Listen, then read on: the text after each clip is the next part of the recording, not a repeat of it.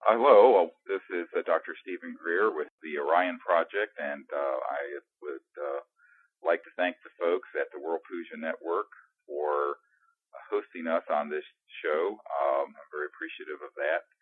And I'm joined today with Dr. Ted Loder, who is the science advisor for the Orion Project, and we're going to be talking about the solutions for the world's energy problems and the energy crisis and our long-term sustainability challenges as a civilization today. So thank you, Ted, for joining me today on the World Puja Network. So, Ted, if you could give us a bit of an update on what's going on with the OrionProject.org, kind of technologies that we're advancing on. We continue to have increasing interest in the Orion Project. In fact, I was just at a meeting on energy technologies in Albuquerque last weekend, and I had several people there ask me about it and what we were doing. So maybe this is a good opportunity to talk about it a bit. Oh, that'd be great. Give us an update on that, yeah. Yes. We continue to look for and receive different inventors who have different technologies, who bring them to our attention, and we continue to check some of these out. Now, some of these technologies are basically ideas on an envelope or the equivalent, and others have technologies that people tell us that they're either extant, working, or will be working shortly. So we continue to work in several areas of technology. One is and we talk about it on the top of the Orion Project website, theorionproject.org. And one is the Brown's gas, hydroxy gas, as a so-called generation. And the problem there is that there are a number of people able to do this, but there don't seem to be anybody at this point producing prodigious amounts of the Brown's gas at a very energy efficient level, enough so that it could be looped and drive a generator or a car. However, there are some hopeful innovations in this technology that literally have occurred within the last few days from people contacting us. And right, there's some people holding some really historic technologies that we can't be too specific on, but that we're hoping will come to fruition along those lines. You know, it's been reported in the past that people have actually been able to run automobiles on just the gas from water being split into its component hydrogen and oxygen parts. And in fact, I last year visited a place where some scientists had done that, but they didn't want to release it because they had received some threats and were concerned that the powers that be in the oil and financial industries wouldn't want that to be out. And this is one of the things that we think is so important, is to be able to recreate these experiments in a scientific setting with good security in place here near the University of Virginia. And what the OrionProject.org wants to do, and this is why we're asking people to donate generously to this as a nonprofit, is to put a lot of these scientists who we've identified, as well as some of the historic devices that have existed that we're in the process of investigating that are still in existence, and put them under one roof with a team of people who could really evaluate how to optimize the electronics so that you have to put a very little bit of electricity into the system to have water become hydrogen and oxygen, and then that gas can be burned in a modified generator or engine, and the only pollution that comes out is water vapor, which of course can be recondensed back into water through a condenser to run the system further. And one of the reasons we think this is so important is that there are 1 billion motor vehicles on the road today that are internal combustion engines, and even if we came up with a completely new electromagnetic generator type engine, which we'll talk about in a moment, you're still got to deal with 1 billion people running around in cars and trucks that could be cleaned up by being converted to this type of a system. And I think that that's one of the things that can happen. The other is that people's homes could be run, instead of building more nuclear power plants with all the nuclear waste to store and all coal. Even if you do, quote, clean coal, you've got to extract the coal out of the ground. And I know not far from here in West Virginia, if you go over there, I mean, it's an environmental holocaust what goes on to blow up those mountains and extract the coal out of them. And so even if you can burn it efficiently, which is very dubious, extracting it from the earth is very damaging and very polluting. And so you could have your home's electricity needs being met from some small percentage of the 400 gallons of wastewater that the average home uses every day. I mean, most people don't realize that the average home in America has 400 gallons of water that it uses, and most of that is gray water. It's not sewage. It's water from your sink and from your showers and from washing dishes and things of this sort. And that can be filtered and put through a system and be a source of fuel, because water is hydrogen and oxygen, which burns very nicely, thank you. It's about trying to find the electronics, which we know have been done. We have spoken to people who've been in classified projects who've done this. We've spoken to people who have developed these over the years. And so that's one of the projects we want to work on at the orionproject.org. And if you go to www.theorionproject.org, you'll see a summary of what we're doing with that, what we're wanting to do. And I think to really do it properly, you've got to do two things. You've got to pull together what Ted's talking about, some of these scientists that he met recently at this conference who understand this, and others who surface periodically who have looked into this and made good breakthroughs in the electronics, and put them under one roof and have consultants come in so that you can optimize the electronics that go into the system so that you have to use a very, very little bit of electricity to electrolyze the water into hydrogen and oxygen gas, what's called Brown's gas. And this is something that's been done and can be done, of course, through conventional electrolysis, but normally it takes an enormous amount of electricity, so it's not very efficient. If you do it with these new type of electronic circuits, so-called over-unity electronic circuits, then you can get an effect where you have a large amount of the hydrogen and oxygen, enough to run a system on demand.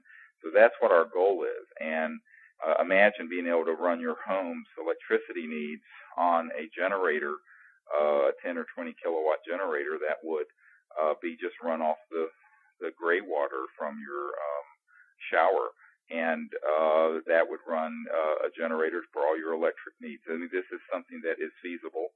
It needs a lot of R&D to bring it, and it needs a lot of, quite frankly, a lot of strategic support and security around it, because the reason these technologies are not out being used today isn't because they're not technically feasible or scientifically possible. It's because they haven't been politically and strategically possible, because it affects such a large multi-trillion-dollar part of the world economy. So that's one technology, and in fact, there's some big breakthroughs on the horizon with the Orion Project with that, where we're going to need a significant amount of funding from the public to support the research team that we would want to put together to study some of these devices that we're learning about.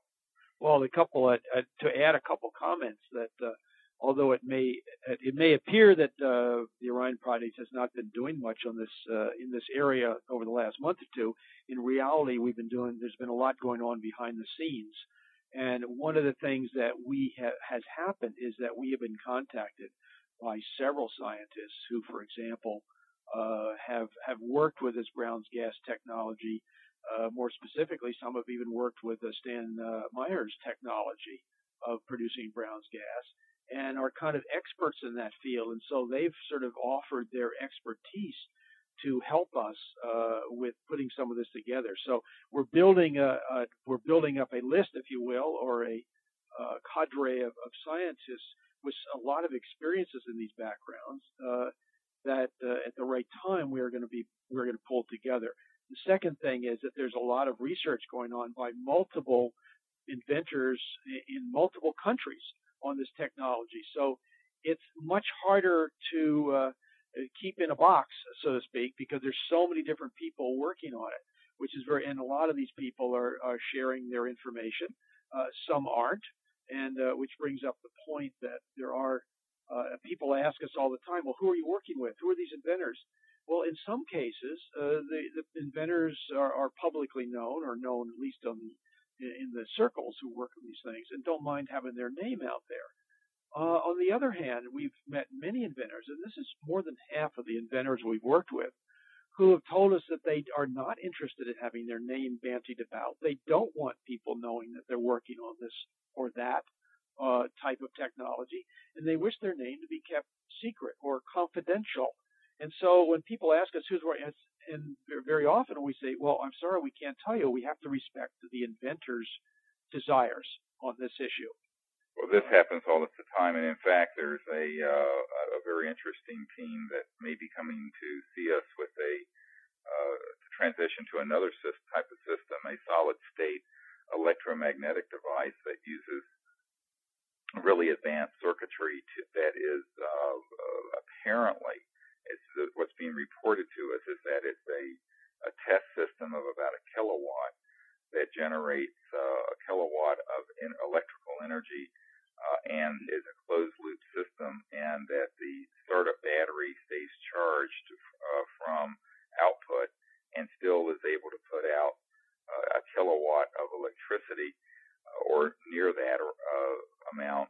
And we're trying to prepare right now, as this is being recorded, for receiving these people. It's a team that's in another country who will be coming here. And this is a system that, again, is solid state, no moving parts.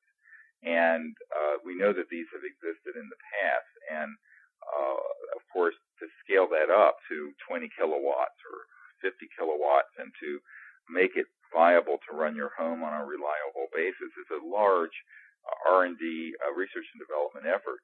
And these scientists do not want to be known publicly.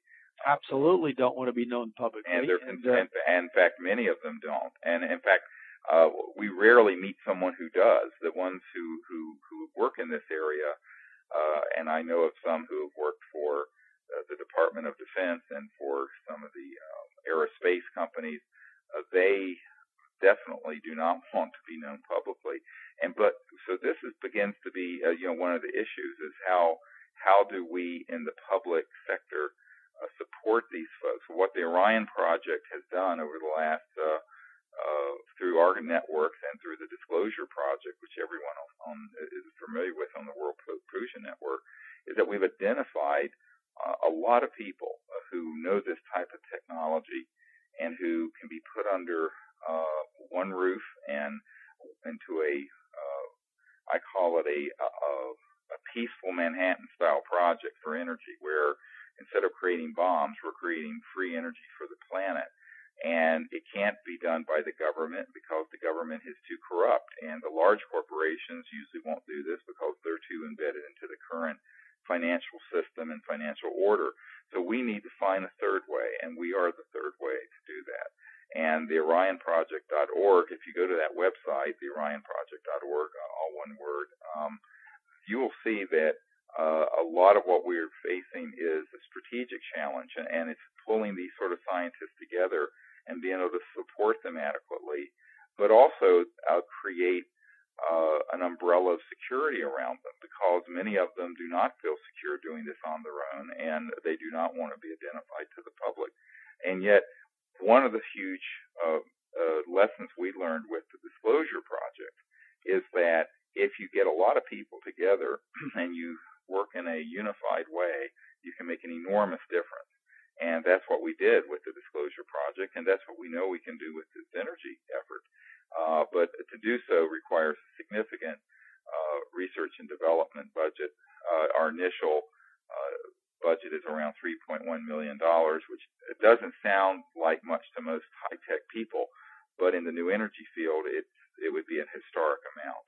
And so we're asking people to network what we're doing to everyone they know so that we get this level of support very soon, so we can put these scientists together and bring in the consultants and bring up out to the public multiple types of systems. One would be these systems that could convert the internal combustion engine into something that would run on clean hydrogen and oxygen from water.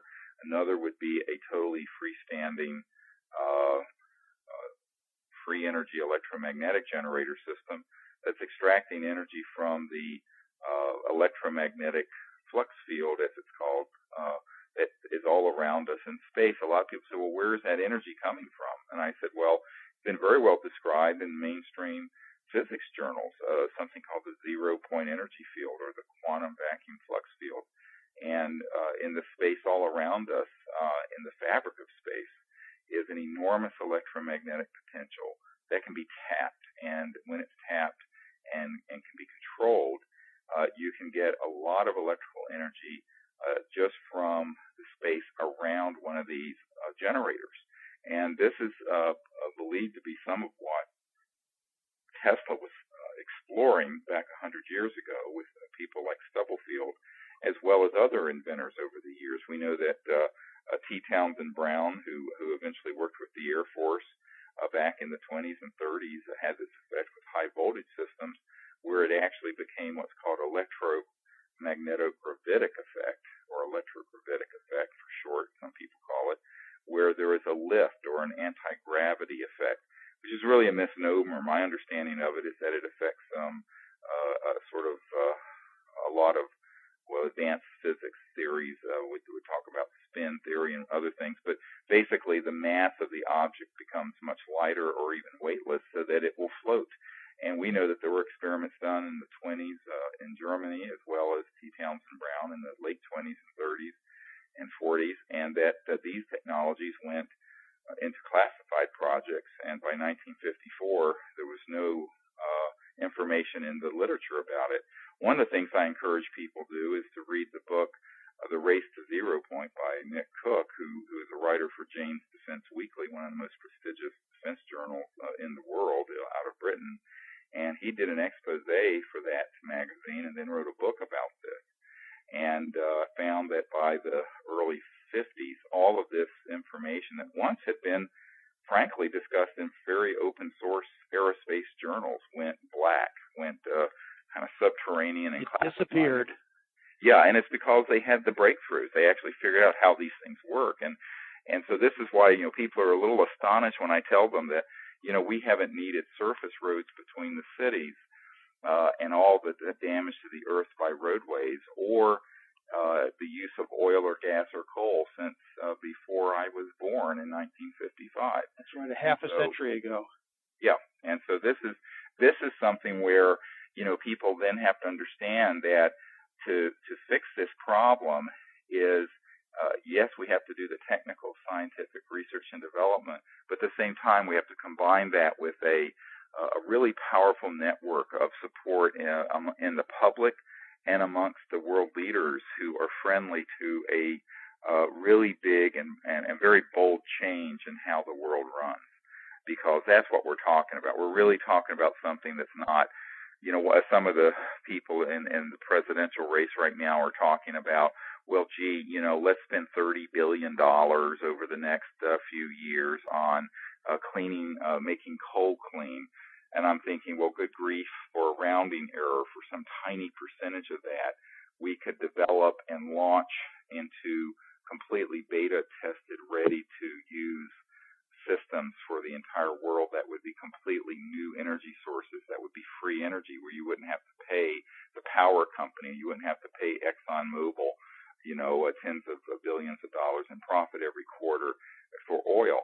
And frankly, that's the problem. I had a meeting with a nuclear power honcho who works with the current administration right before Christmas in Washington at the University Club, and he's tied into a group out of Geneva that looks at all the things that are threatening the world's stability. It's a risk group, and he said to me, the problem with the technologies you're advocating is that they're too good. And it took me aback for a moment. And then, of course, I realized what he was saying, that they're too good because you would completely replace the nuclear industry, the oil, the gas industries, the public utilities, the coal industries. This is a very big change. But you know what? It's going to take at least 15 to 20 years to make that change, even if all this information was disclosed and perfected this year. And most scientists who look at the global climate change and the rate of decay and melting of the polar ice caps and the geopolitical conflicts in the Middle East and potentially with China as we fight over commodities and oil and energy supplies, that, we scarcely have 15 or 20 years to do this. So, now's the time to do it. In fact, the time to have done it would have been the early 1900s. I think doing it sort of in a progressively easy, slow fashion would have been in the 1950s. In 2008, we're really in a global emergency where there's no more time to waste debating the issue. We just have to get it done, and that's what the Orion Project .org is proposing to do, with the help of those of you listening and those of you who have friends who are in your network who can help support us. I just wanted to add absolutely, and the sooner the better. And well, one of the things that is happening again from this conference that I attended and talking to many people, there is this not only many inventors or people working on different technologies, and many of whom are sharing some of their findings, but there are also people who are starting to look at sort of the theoretical background. In other words, why does this work? And it really is going to call on a different or a new interpretation of physics, that it's the typical standard physics that taught at universities. And so there's a resistance there that has to be overcome. But yet there are pioneers who are looking at the physics, taking our existing physics and saying, no, wait a minute, there's some issues here that are not being addressed by today's physics. Dr. Tom Bearden has written extensively on this, but there are others as well. And for example, Maury King, who's written several books on zero-point energy and energy technologies, gave a very good talk at this meeting discussing his theory, and based upon all the evidence he could pull together, on why Brown's gas can be extracted from water, for example, with less energy than Faraday produced, or Michael Faraday calculated back in the 1800s, because it's drawing in this zero-point energy field as the energy source. So it's tapping into that. You just don't see it happening, but that's what's going on in these micro clusters of microplasmas and what have you that are occurring as these little micro bubbles collapse. And there's a whole bunch of physics that goes into it. But this is very exciting, because one of the problems that any of these technologies has had and will continue to have is that the, shall we call them, the standard physics often says, well, this is impossible because there's no mechanism for it. It's sort of a backwards way to look at things. But so our job is to show it can be done, and then let the physicists argue for the next 10 or 15 years about why it happens. But what we need to do and are planning to do is demonstrate some of these technologies that they do exist and do work.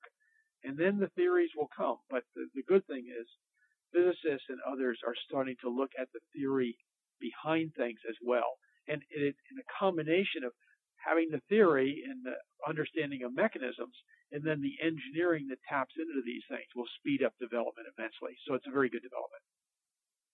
Right, and I think the other thing that's very important for people to understand is that there is a very large body of scientific knowledge, of historic documents, of the existence of these systems that we want to build here at the OrionProject.org, and it's not just theoretical.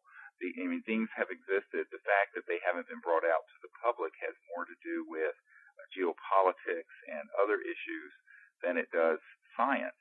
The science behind this has actually been discussed for about 100 years, yes, and has been explored for about 100 years. And I think that what has not happened is the applied sciences in this area getting out to the masses, where they understand that you don't have to burn something to get energy. We're sort of still caveman era. We're like burning things to cook our meat over a stone fire outside our cave. We're just really about at that same level. I mean, a lot of people talk about nuclear power as, the real advanced stuff, but most people don't realize a nuclear power plant is a steam engine. And people are astonished when they hear this. A layperson doesn't understand that all a nuclear power plant is that it's taking fission, which is splitting the atom, to create heat, to boil water, to turn a steam turbine, like we did for a steam wheel steamboat on the Mississippi in the 1800s during Huckleberry Finn's time, or Mark Twain's era, or the choo-choo trains that went across the West in the 1800s that were steam. I mean, it's really no more advanced than that. The only difference is that the heat for the steam is coming from splitting the atom in fission. It's still an extremely clumsy and primitive way of getting energy. And, now we're hearing all this stuff about, well, we need to build, 100 more nuclear power plants that, of course, could melt down, or you'd have all this toxic waste for thousands of years to deal with. And it's unnecessary because all those nuclear power plants are doing is heating water to make steam to turn a turbine like we did in the 1800s. Same thing with coal-fired plants. Same thing with oil. We're locked into a paradigm of energy that is over 100 to 120 years old. That's what's astonishing when you take a step back and look at it. And now, instead of it being a few million people living like that, we have 6.5 billion people, with 2.5 billion people in India and China rapidly industrializing, trying to live on Gaia, on this beautiful earth, using caveman-era technology. So it's really ridiculous. Our computers, our supercomputers, our fiber optics, our medical systems, all the things that seem so high-tech, they're still running on a coal-fired power plant. It's even worse here in New England. We're actually using wood chips to run the power plants. Yeah, or wood, chopping down trees to run fire. That's right. This whole consciousness that you've got to burn up something to get energy. Well, this is ridiculous. And of course, this was being explored by brilliant people like Tesla and others 100 years ago. And so the issue really is that people have to become educated about energy. And what's so amazing during this election cycle is to see the candidates, none of them really talking about the fundamental energy crisis, and that is how we think about where energy comes from, and that you do not have to burn something to get energy. Now, certainly solar and wind is a big step forward, better than burning coal or nuclear power. But it's so expensive, and it's not accessible. I mean, for me to turn my house into truly solar would cost, we've estimated, around $100,000 for this house for all its energy needs, heat, cooling, everything. The average person isn't going to spend $100,000. They don't have $100,000 to turn their house into a solar home. So we need to come up with solutions that are truly cost-effective, that are non-polluting, and that are truly high-tech. And that's what the Orion Project.org wants to work on. And we need your help, and we need your contributions, and we need your networking support, because someone out there listening may know someone who has one of these advanced systems or had built one, and they were too intimidated or shy to bring it out. They should contact us. You may know someone who's a philanthropist or an environmentally concerned person who would want to explore these things, and they should contact us. So we're looking for sources. I will say that we recently had a very exciting development where a woman who's friends with a physician that I work with, a fellow medical doctor, who has pledged $100,000 to the Orion Project.org for this research. And I think if more people will contribute, that we'll have other matching contributions from this particular person. So we now have either pledged or donated to the project around $500,000. What we need is, of course, around $3 million to be able to open a research facility and put these engineers on full time and scientists on full time. So we're getting there, but we need your help to get there all the way. Well, so good. We're moving forward. We're getting more and more people contacting us, and part of our daily job, so to speak, is to get back to people and see what they have. And we're expanding the people that we work with. So we're working with several other of the leading researchers around the country who work in this field, and we're continually expanding those contacts as well. So it's building and building, and actually it's incredibly exciting. Well, I recently gave a lecture in Denver, Colorado that had around 600 people there, and we had to turn away probably another 400 or 500. And what was interesting about the reaction, when I started talking about these energy issues, and it was a large public gathering, within a couple blocks of where the convention's going to be held in a couple of weeks there, and people were asking me, well, why can't we get some small amount of the Department of Energy's budget to work on these sort of technologies? And I said, well, that was attempted. I'm working with a man in Washington who had worked with Ken Shoulders and the charge cluster system that was actually taking low-level nuclear waste and completely neutralizing it through an over-unity process with these charged clusters. And I won't go into the physics of it, but they wanted to scale it up because it had been reproduced at a Japanese university and another university in Illinois, and was a proven science where you could take all the nuclear waste that we have and basically neutralize it and clean up the environment with it. Well, then basically what you're doing is you're transmuting the radioactive elements into stable elements. Very exciting. Yes, it was transmuting the radioactive elements into stable elements. And we know of another scientist that Dr. Loder and I visited in Florida that had a plasma arc reactor that was also doing something along the same lines in a different methodology. And he had been a Harvard physicist, et cetera, and so on, and had stumbled across and developed this effect.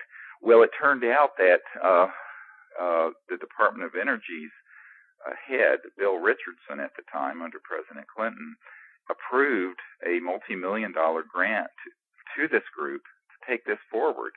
However, after the grant was published, the keepers of conventionality at the American Physics Society and Dr. Parks circled their wagons and raised the stink, saying, well, this isn't possible. This is impossible that this is happening, because they are stuck back in the 1800s with their knowledge of physics. And they raised such a stink and created so much trouble that the Department of Energy withdrew the grant after it was approved and published, which is very rarely done. And so none of the funding went to this group that should have. Instead, we're spending tens of billions of dollars at Yucca Mountain to dump all this waste into the earth, where it could, of course, eventually break out of its containment vessels and leak into the atmosphere and the groundwater and everything else. So, this is the kind of stupidity that goes on in Washington and with large corporations, and people say, well, why wouldn't they want that problem fixed? I said, because what Ken Shoulders and others were demonstrating was the tip of an iceberg of a whole new area of physics that would allow for free energy generation, for the kinds of environmental cleanup that would not be so expensive, which many people benefit from. So it isn't about science, it's about corruption.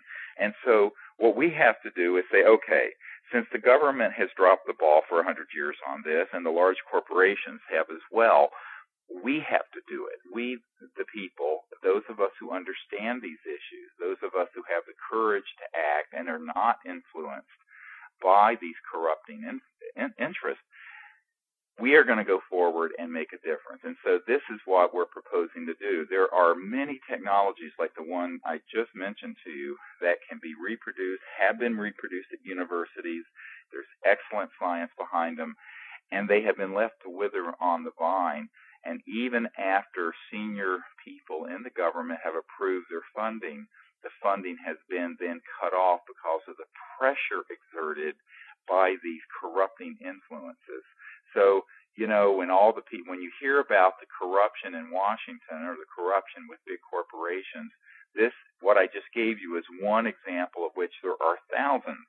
And the only way I see around that at this point is that enough of us combine our collective resources, whether we're scientists or whether we're playing a strategic leadership role, which is what my role is, whether we are a lay people who can donate $100 or someone who is part of an environmental foundation that can contribute $100,000, that we all come together and say, look, we now know that this is possible. We can have a civilization on this planet that is sustainable, non-polluting, abundant, and enlightened for everyone on the planet. And this is not a pipe dream. This is well within the grasp of what we know right now.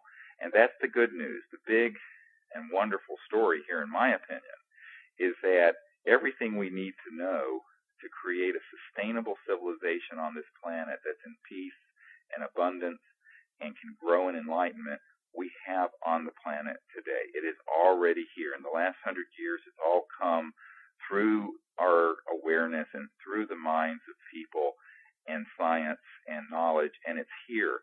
The question is, can we exert the will to make it a reality? So this is really a spiritual test as I see it. I mean, we're on the World Puja Network where everyone listening are very spiritually aware. And this is really a spiritual test as much as it is a physical one of whether we have the spirit and the will and the endurance to do the right thing in the face of enormous opposition. And I can't do it by myself, and Dr. Loder can't do it by himself. And one scientist working in a lab or in his home can't do it by himself. But if enough thousands or millions of us combine to do this, then we can make it happen, and we can change the whole way the world is working. Absolutely, and that's what our goal is. That is the we work every day on some aspect of that. Yeah. So what I'd ask everyone to do is go to the orionproject.org and look at what we're doing, and then tell everyone you know about it, and network this to everyone in your circle of friends and coworkers, and say, look, there's a group that really has found the solutions that need the support to build them up and get them out to the public. And we need to do this quickly. We don't need to waste another 50 years or even another 2 years. I think that we're at a point in our civilization where most people are seeing the handwriting on the wall with the biosphere being seriously damaged and the geopolitical pressures rising and the enormous disparity between poor areas of the world and very wealthy areas of the world, that this is not sustainable, and it's not just, and it isn't something that can lead to a peaceful world, because, if 80% of the world is in poverty because 20% are grabbing up all the resources, and in the United States we're only about 4% of the world's population, but we're using up, a quarter of all the world's energy resources. This is something that isn't going to be able to continue for much longer. And even if poor Gaia, our Mother Earth, could sustain it from an environmental point of view, which I don't believe she can, it isn't going to be sustainable from a human society and geopolitical point of view. So these are enormous challenges to our survivability as a people. And, of course, these have begun to be articulated by Al Gore and other folks like him. What hasn't been articulated, and this is what most people don't realize, is that these hidden sciences, these sort of very, I call them the sort of orphaned sciences of the 20th century and early 20th century, these sciences have not gotten into the discussion yet because it is something that, as this man told me at the University Club in Washington at Christmas, it would change things very, very boldly. It would not be a little change. It would be a very large change. But you know what? That's what we need. We don't need a little incremental change. We don't need to say, we need to get 10 or 20% more efficiency out of the internal combustion engine from our cars. We need to rip the internal combustion engines out of cars and put free electric engines in them. We need to do that. It absolutely can be done. And that's the only way it's going to happen is for a leadership group of scientists and people like ourselves to come forward with something that is and then we bring it out to the public in a very bold way. And there's two ways that can happen. Either one of these existing devices come to us fully operational, which is unlikely, or that we combine these scientists that are fully educated in this area, and they work together, and over a year or so bring out a system that proves this is possible, and then we bring that to the National Press Club with the whole world watching, like we did with the Disclosure Project, and people see that this technology, after it's been tested at prestigious universities and other institutions, is a real science, and it's a whole new chapter in human history that is opening. So that's what we're proposing to do, and it's a rather ambitious undertaking. We have a modest funding request for it, actually, for what we're wanting to do initially, and we need people to help us reach that goal as soon as possible. That's absolutely excellent, Steve. You portrayed it very well. I wanted to add a little comment about some sea changes that I'm seeing in sort of people's views and what have you. The mainstream media, as we sometimes call it, has basically been pushing or discussing the role of solar and wind power as saving our bacon or environmental energy bacon over the next few years. But I think what most people are beginning to realize that solar and wind power are not going to do that. And so the public's view is sort of beginning to change on what actually can be done. So they're public is becoming more and more ripe, if you will, for information about alternatives to solar and wind, and I suppose nuclear and biofuels, throw that in there. There's been major discussions, for example, in the biofuels areas over the last few months about the role it plays in the depressing or increasing food prices, changing the direction of corn from food stocks or feed stocks for beef and pork and chickens, what have you, to biofuels. So there's been a major discussion of the viability of that as certainly a long-term thing. In fact, the people in Congress are talking about rescinding or at least changing some of the laws that Congress in a big hurry enacted a few years ago about a certain percentage of ethanol in our gasoline for cars. Yeah, the way I view these things is that, in my opinion, they are deliberate misdirects. In other words, well, that's certainly I think that the policy and the public and media have been deliberately misdirected into areas that are known not to be the real solution, so that people look at that and get very invested in that, rather than looking at the real solutions, such as what we're discussing. And these solutions tend to be just completely ignored or ridiculed, if not actively suppressed, such as the case of Ken Shoulders' Charge Cluster Array, when the Department of Energy and Bill Richardson approved of the funds to take that forward, and then reversed itself under enormous pressure from these special interest groups.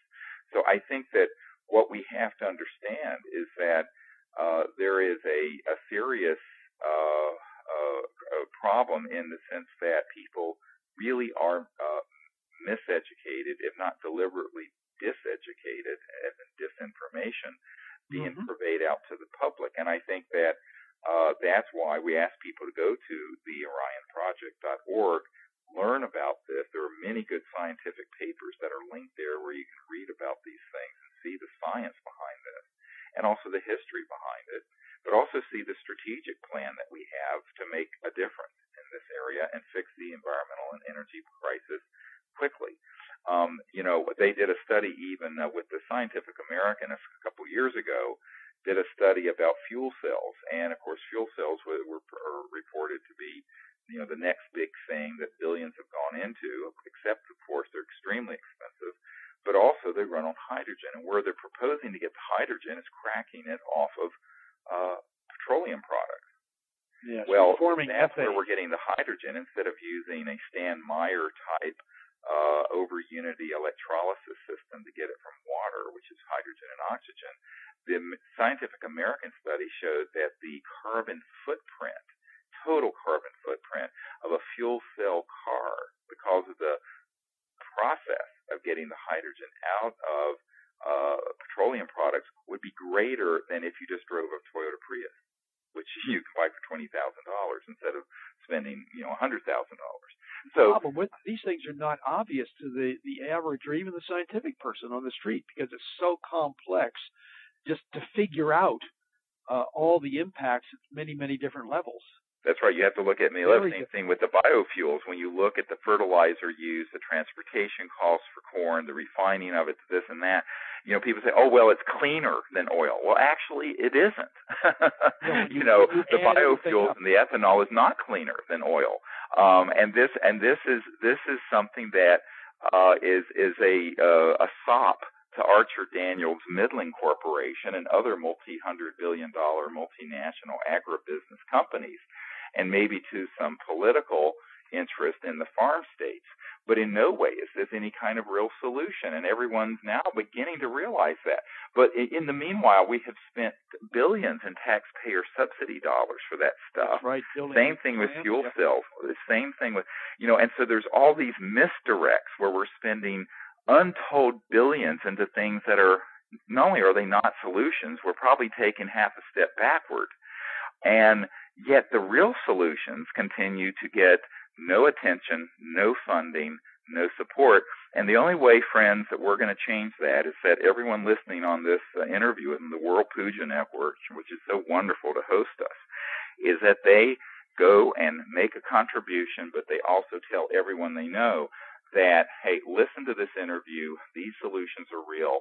You've got amazingly brilliant scientists who are working with the Orion Project who want to see these solutions come out, and we owe it to them to give them a chance to come up with some true solutions and not these pseudo solutions, as I call them, such as biofuels and building more nuclear power plants. And by the way, if for our listening audience here, if you're not signed up on the Orion Project website to receive our newsletter, you might want to do that. We're going to be increasing our newsworthy items and information available to people over the next few weeks. And we're revamping our website, and that will be available in a few weeks. And so there's a lot going on. And I think if you want to sort of keep abreast of what we're doing and what's happening there, go to the website. You've heard it, and sign up for our newsletter, and we'll keep you posted. Yeah, we're hoping to have a newsletter every week or two now, and you can then share that with other people on your email list and in your news groups and whatever other internet net roots groups you're involved with. And we think that's how we can really make a difference here quickly to get the support and complete the fundraising so that we can open this research effort and formalize the program. One of the reasons why this is so needed is that so many people, for example, this team that may be coming to see us in the next week or so, are people who are of a very, very modest means. They're working day jobs while they're trying to work on this system. They have not received adequate funding in any kind of real funding sense to do it. They have really done this out of their own excess funds, and yet they're sincere people who have a potentially really important breakthrough. These are exactly the kinds of people we want to support, but we also need to have working all together because they know a certain area of the electromagnetic theory dealing with this. There are other people who know other parts. And imagine the synergy, the sort of additive exponential power of pulling together a dozen or so of the most brilliant new energy researchers in the world in an effort to come out with the absolute best version of these systems, whether it be the Steinmeier type water to fuel system, or whether it's a freestanding electromagnetic generator that extracts energy from the environmental energy around us. These are systems that are being worked on by many people, but they don't know each other. And often if they do know each other, they're in various parts of the world, and they don't have the funds to even travel to visit each other, to collaborate. So what we want to do is create a collaborative and cooperative effort with the best people in the world who understand these sciences, and so that we come up with the optimal, best system as quickly as possible.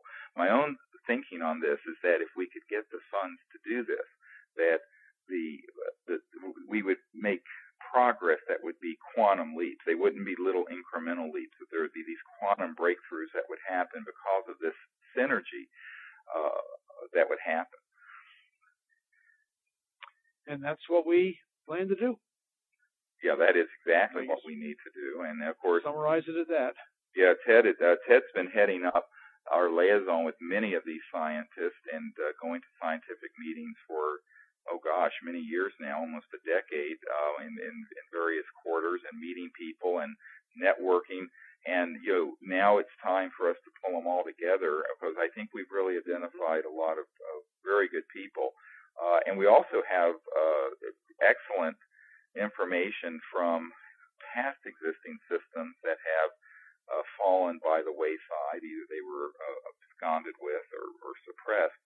But we have very good information on those, some of which have been developed recently by people we're working with, the very brilliant physicists and scientists who have been working with some of the government groups. But their technologies, as they developed them, once they were successful, they were ordered to stop working on them. And this is one of the oxymorons here, and it's truly moronic. But one of the oxymorons here is that if you're in one of these laboratories in the government and you get this breakthrough, you would think everyone would be hoisting you on their shoulders, hooray. Instead, what happens, someone comes in and says, kill that project, and we're defunding it right now. I know of 2 cases where that has happened in the last 5 years. And so interestingly, a senior member of Congress, who is the chairman of a committee that I've been working with, he has a very good friend that had worked with the Department of Energy, and at one time was taken to a facility near Oak Ridge, Tennessee, where our national laboratory is there. And this person was brought into a facility that was like something out of Indiana Jones and the Lost Ark, where it was just this huge facility with numerous of these types of free energy and energy breakthrough generation systems that had been secreted away in this facility. We know another scientist out west who was taken to a facility in the Midwest that was a very similar sort of facility. And this is not urban myth. I mean, these are people I know personally. I absolutely am certain they're telling the truth.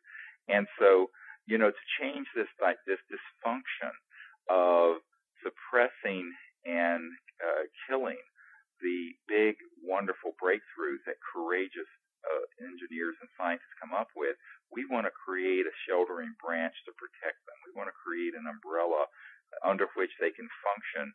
And one of the ways they're going to be protected is that all of you listening at the World Puja Network, as well as other shows that we're on that have millions of people listening, are going to be seeing this work happen in real time if we have to live stream it onto the internet, so that you get the sense that millions of people will be building into this system so that these folks can't suppress it. The problem with secrecy, by the way, is that the compartmentalized nature of it ensures that a handful of people know, and therefore it's very easy to snuff it out.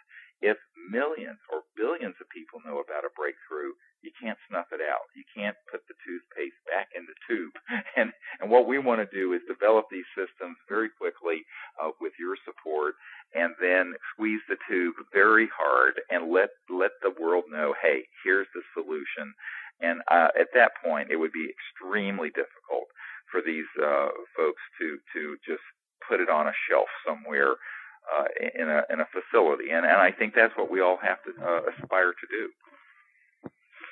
And very exciting, and will change the whole view and give hope to an awful lot of people that there is something down the line which will change the whole energy paradigm of the planet.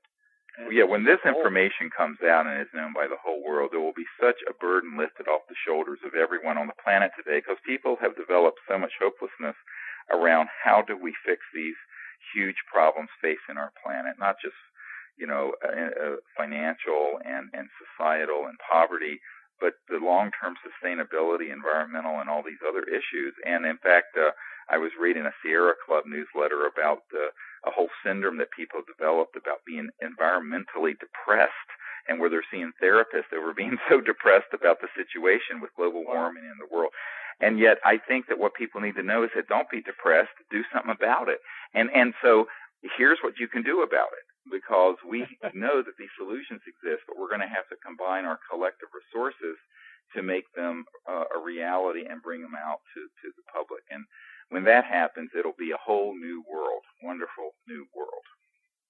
Well, it looks like our hour must be just about up, Steve. It is. And Ted, I'd like to thank you for joining me today on the World Puja Network. I want to thank all the folks at the World Puja Network for giving us this time to share an update and our perspective on energy and the environment and creating a sustainable and enlightened new world. And that's what we're all about. Please visit us at www.theorionproject.org and support us in any way that you can, as a volunteer, as a funder, as a donor, no matter how large or small, or as someone who might help us with the scientific endeavor if you have information in that area.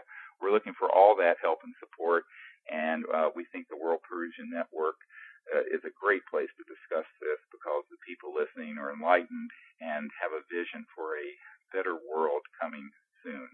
So thank you all for joining us, and I look forward to speaking with you again on our next show. And make sure you sign up for the newsletter. That's right. Thanks again. Bye-bye. Bye-bye.